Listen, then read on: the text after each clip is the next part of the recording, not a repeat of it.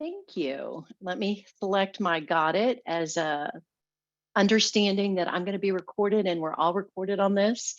I'm going to start by thanking Larissa and Leslie for doing this because I've learned so much from these recordings. So while I'm not as crazy about being recorded, I do appreciate the fact that it'll be available for other people. And if at any time y'all have questions about this, please reach out to me or Larissa because she'll point you to me. And happy to go into more detail since we only have 30 minutes and there's so much to talk about OneDrive. I'm going to start kind of backwards. Usually I start with navigation, but this time I'm going to start by saying, how many of you use your email as a document file storage? You've had to do it because you had to cover yourself, show the receipt. Yes. And Outlook was not really designed for document storage. It just is a handy way to show, yeah, I did send that to you about a week ago or, whatever. I mean, people are nicer than that here, but in other jobs I've been at, you really had to be very on your game and produce those receipts quickly because you would suffer consequences, monetary ones even. So during this session, excuse me, I am going to show you why OneDrive is a better place for document storage than our email application. And so I'm going to share my screen to start. Let me make sure I picked the right one. There we go. All right, on this screen right now, you'll see my notes. I always make an agenda, kind of a script, or if you're in theater, you have a staging, here's what I'm going to talk about, here's what it's going to look like, etc. In this document, I'm going to be sending it to Larissa and Leslie and whomever else at the end. And I want to share it with them. This is where a lot of people would select attach file. Anna, And have yes. you shared your screen? Because we're not seeing Oh, it yet. I am so sorry. I forgot to hit share. My It's fault. okay. Thank you. Let me go Yep. back a little bit. Y'all are awesome. Leslie, you're the best wing person ever. All right. So let me move this. Apologies. I am more familiar with Teams. All right. So y'all are seeing my screen. I believe it shows the OneDrive for T3 document on it. Do I have that right? Yes, you do. Cool. Okay. So, and I just read off the first paragraph about Outlook is not a great place for OneDrive for storage, and OneDrive is. And I'm going to be emailing my OneDrive to Larissa and anybody else who would like it. And typically you would attach an item, but I've been working on it recently. I can attach different things. I'm going to browse for the item and I'm going to select my OneDrive to do that. And what's nice about this, I have it on, I apologize. I had set this up earlier and I messed myself up here, but I think I have it in my webinar and agenda attendance. And you know what? Apologies. So search is great.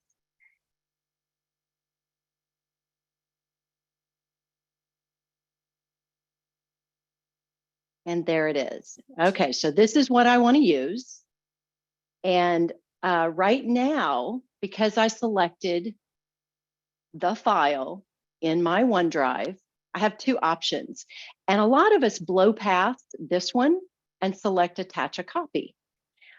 I'm going to show you what's cool about sharing a link. Everybody's going to be working on the same file. I'm going to show you later in settings how to make sure that all the conflicts are managed by Microsoft, by the application, in this case, Word.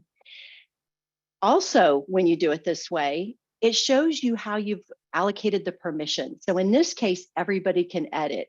That may not be the best thing because although I have versioning history and I can restore it, it's awfully nice to just have something you can view. So I'm going to change that to recipients can view. And Larissa, I'll send you one that you can edit later. I'm not actually going to send this one. So this allows me and anybody I share it with to view it. Now, if they're viewing, they can still add comments. They won't be able to change anything, but they can still add comments.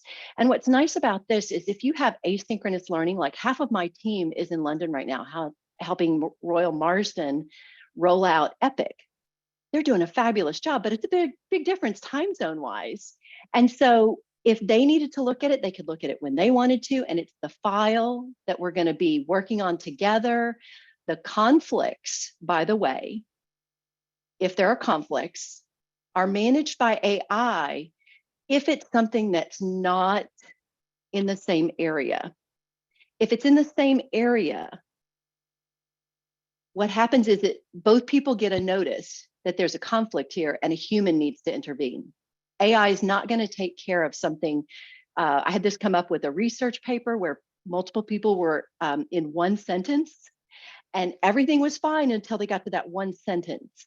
And everybody got a conflict notice and they were able to just quickly drill through that and allow everybody to pick the best response that they wanted to present.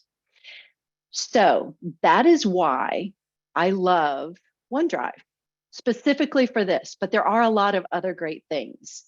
Before I go on, I see there are a bunch of chats. If anybody needs me to answer questions, Larissa or Leslie, please come off mic. Yeah, there's one question.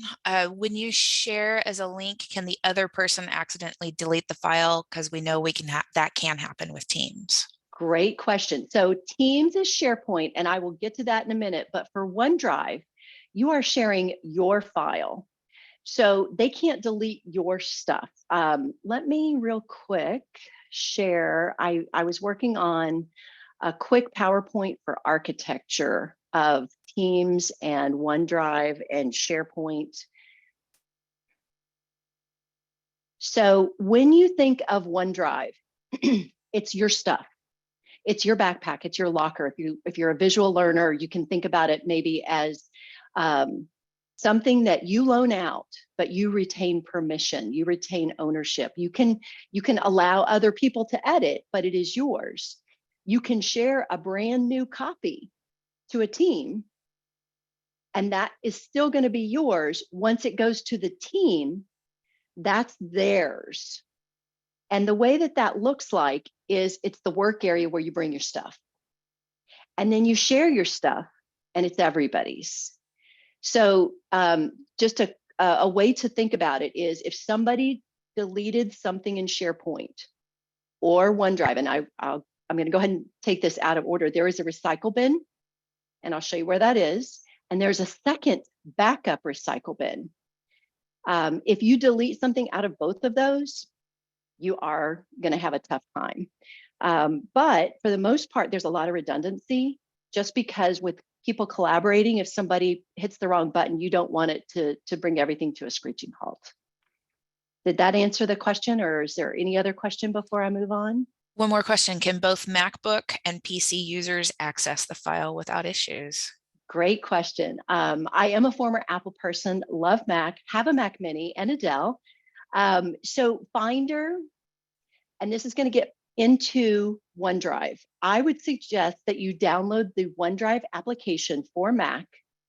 And then what you'll find is it's like your iCloud storage. If you're in Finder on that left column, you'll have a OneDrive location as well as your desktop location and your iCloud location or any other hard drives you might have attached to your Mac.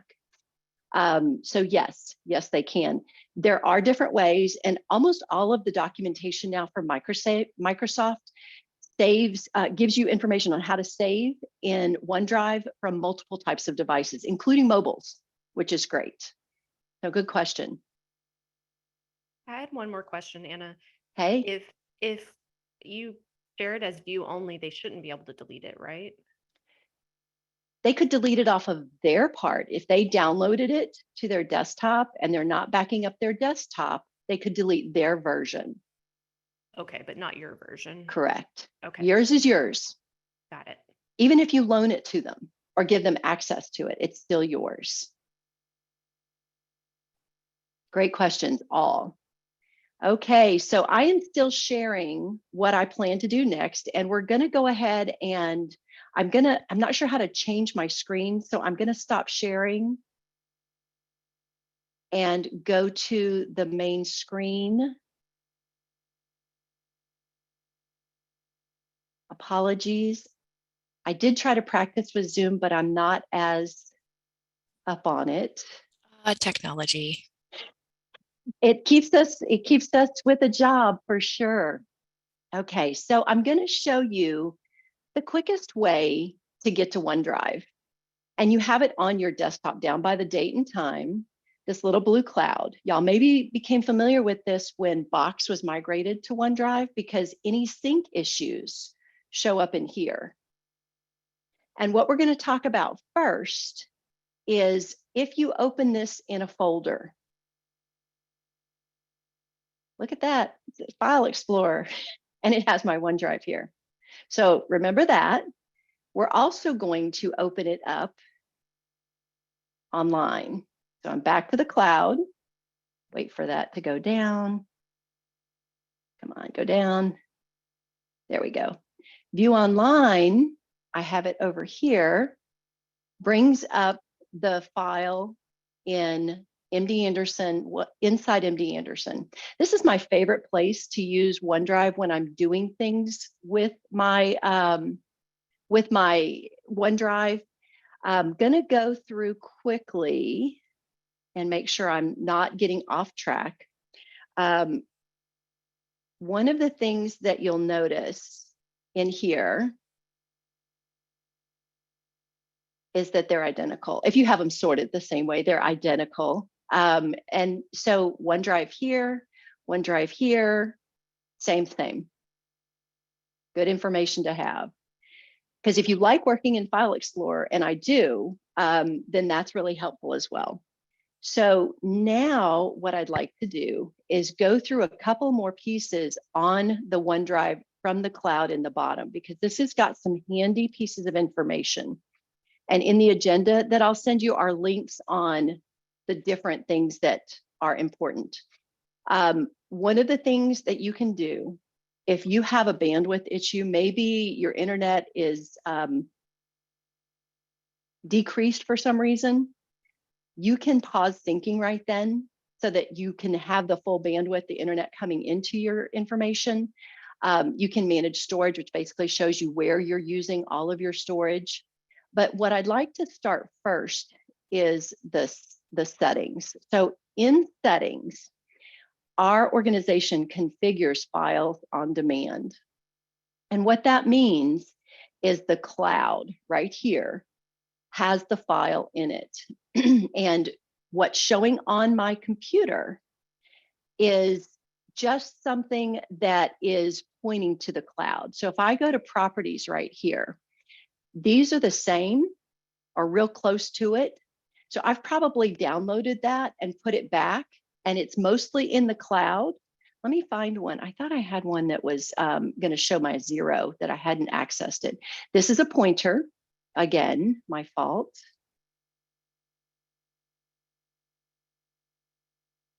I am so sorry. Let me look in here. Oh, that's one I downloaded. I'm so sorry, y'all. I thought I had this set up quickly.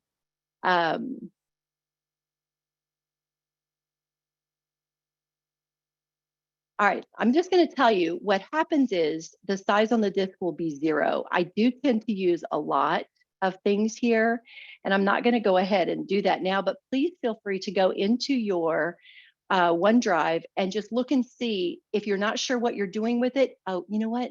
I was looking at things that have the green check instead of the cloud. The cloud is the on demand. That is not real smart of me. So that's why I'm getting the information for sure, but 0 is what you would see if everything's stored in the cloud. That's one thing. Going back to the settings here, the account is the MD Anderson account and inside OneDrive inside MD Anderson. Backup is the next part. So if you choose to back up things on your desktop, which right now you may not have connected, your documents or your pictures, you're going to have information that looks like this. So this is one of my, y'all know about snapping, right? where you put your, you push the Windows icon in the lower left, and then you do the left or the right arrow to make it halfway, and then it ends up showing you the rest. And I'm going to create another version here and put this one on the left so you can see them together. So if you look at my desktop that I backed up into OneDrive, this is my OneDrive desktop. This is the OneDrive on my PC. I'm sorry. This is the OneDrive on my PC. They're identical. And they have the green checks because I use this a lot. Because I have it backing up, anything I create from here is going to be saved in the cloud. That's really helpful because sometimes I am away from my device and I need to answer a quick question, or I want to check something out. You know how your brain kind of works in the background and you think, aha, quick answer, write it down. You can go to office.com and put that information in here, and it's going to be saved on your desktop, and you can get to it. So with the backup, you can turn it off. And in my, I'm just going to show y'all that you are going to be able to get the Microsoft documentation and the learning on this in this agenda that I'll give to Larissa when we're finished. Excuse me. So the next thing that is part of the backup is we're going to skip over network because that's pretty normal. And we're going to go to Office.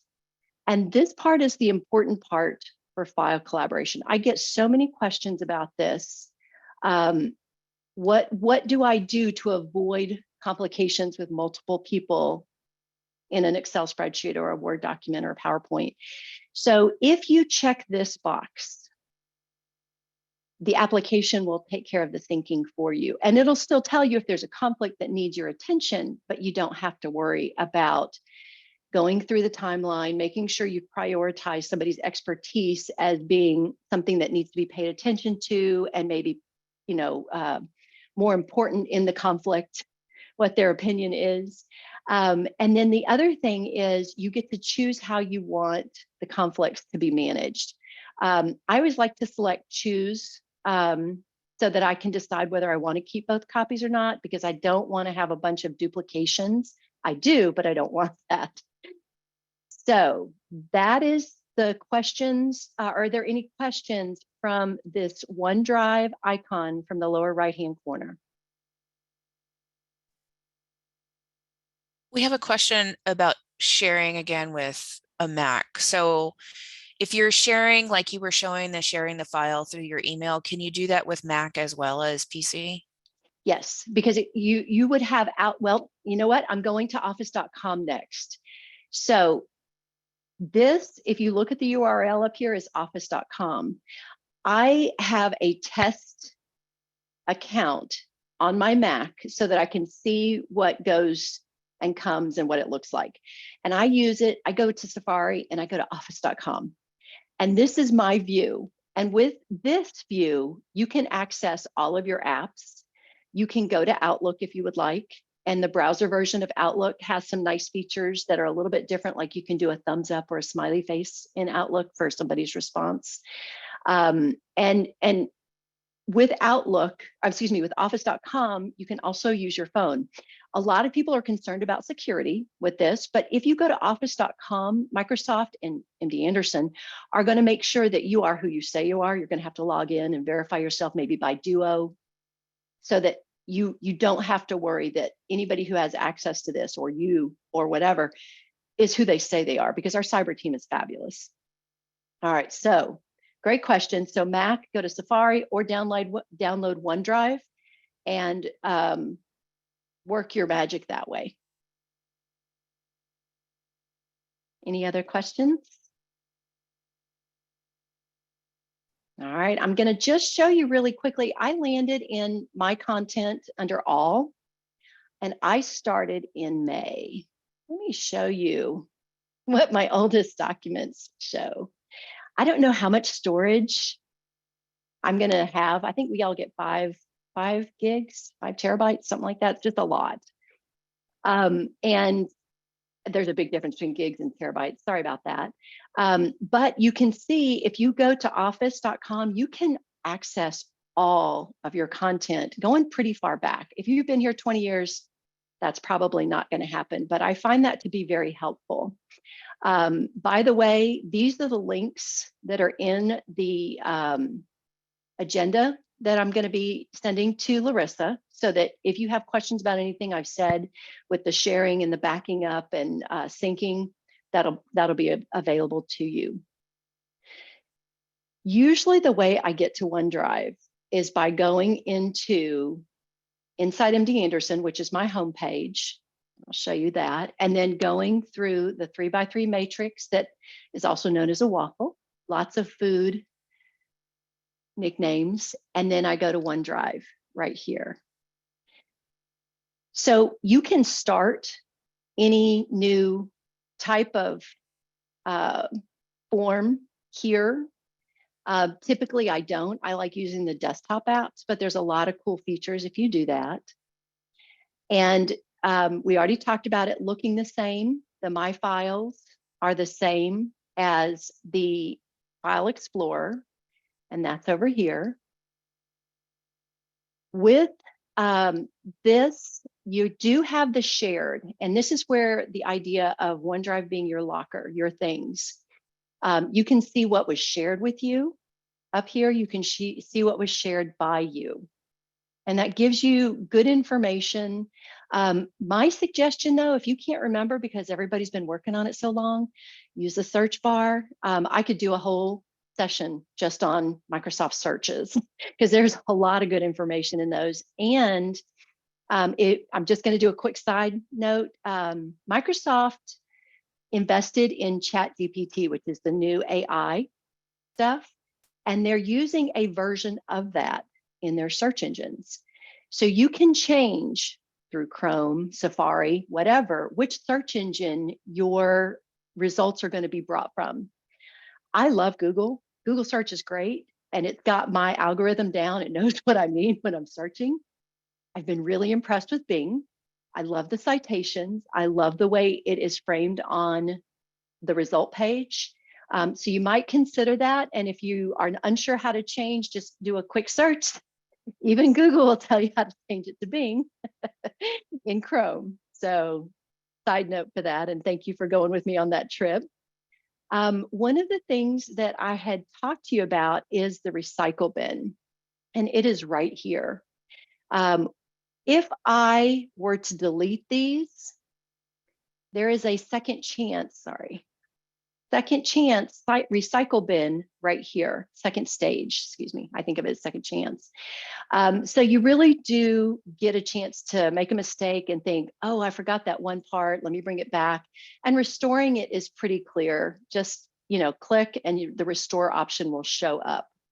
I really appreciate this because I think a lot of us percolate on things and walk away and then something pops up. So having all your resources, even if you didn't think you needed it, are great. Here is a place where if you are getting storage issues, you could empty your recycle bin. Just a thought. I would like to show you one of the best pieces of information for OneDrive. I have stored these whiteboards because I'm pulling together a presentation on whiteboards. When I hover over one of my documents, I get an analysis. Who's viewed it? How many times? Well, this is just me because it's just me. And I can even manage access. So in the event that I was saying, I want everybody in the org to have access. Oh, wait, I'm not ready. Let me withdraw that. You can change it. You also have versioning history in these, but we'll get to that in just a minute. I would like to go back to the File Explorer. I'm going to go to one of these so that we can see.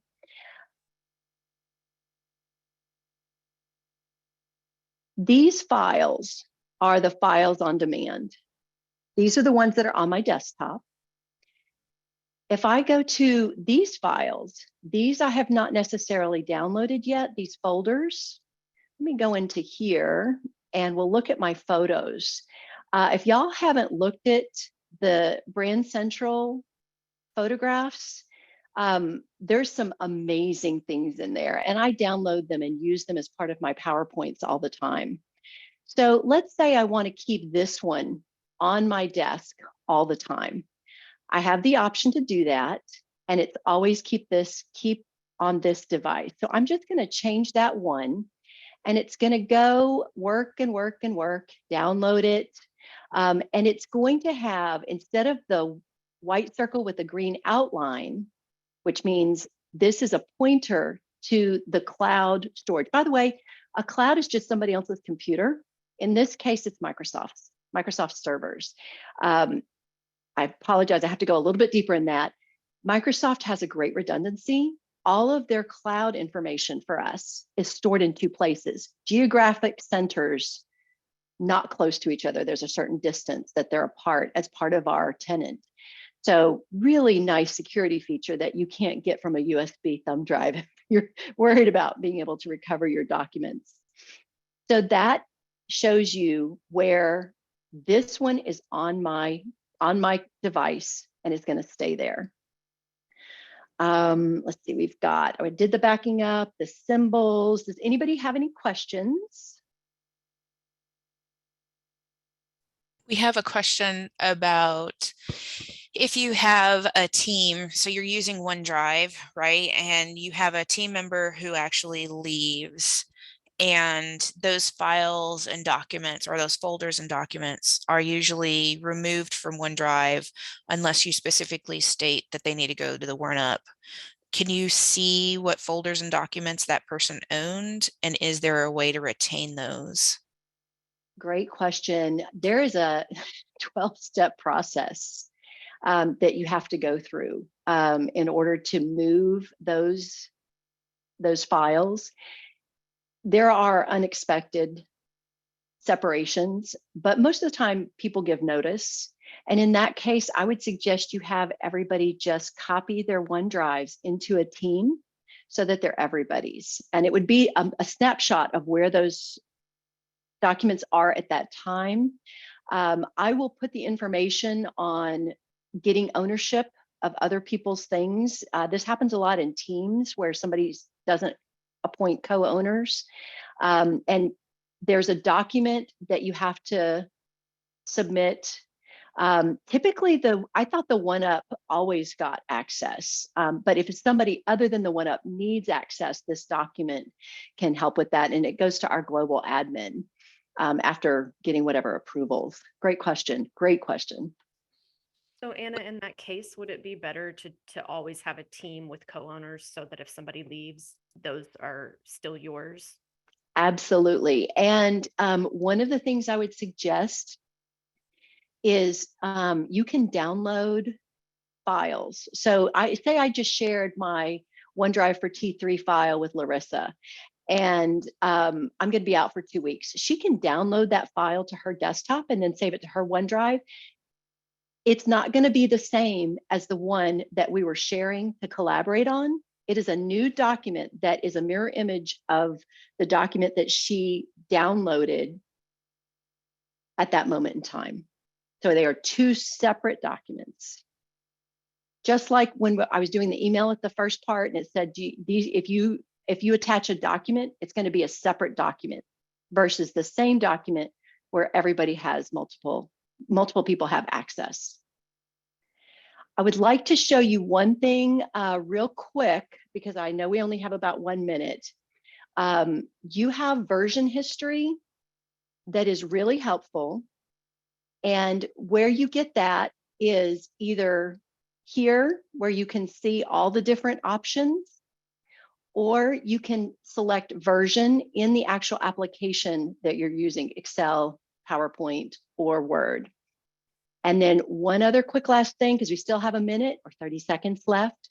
I'd like to show you, say you're part of a team and you really need quicker access to files. Like you don't want to open up Teams, find the team, get to the select files to get everything. You can select add a shortcut.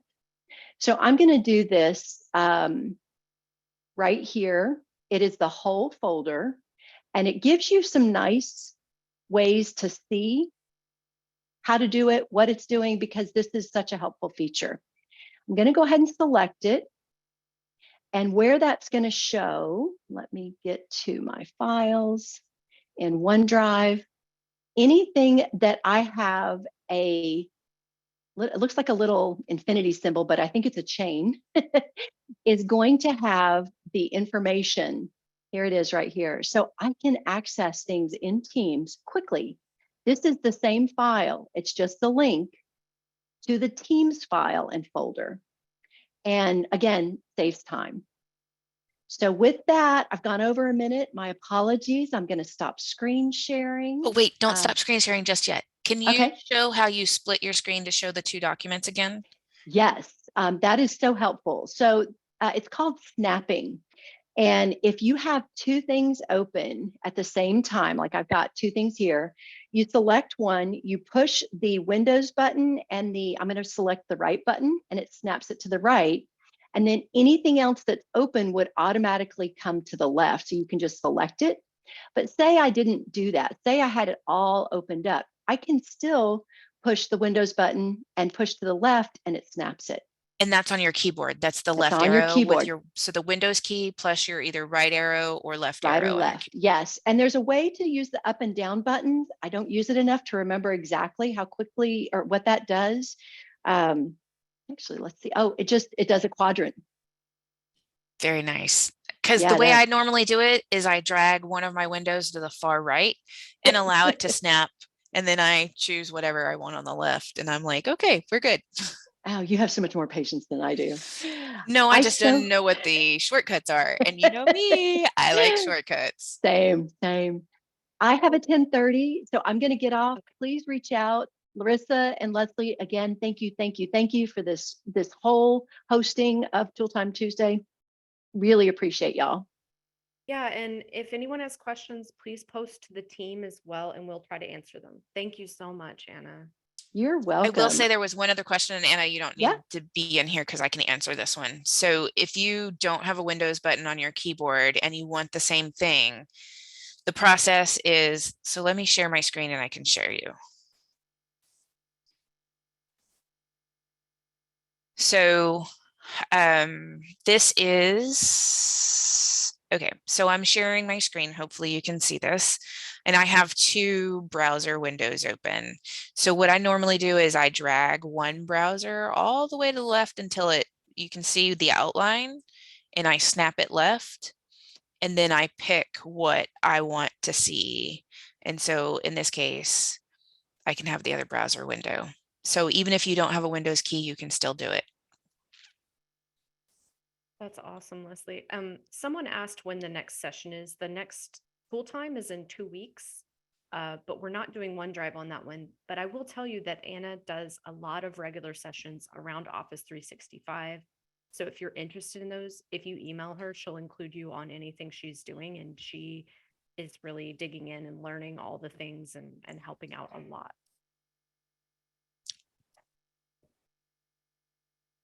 Catherine, which document?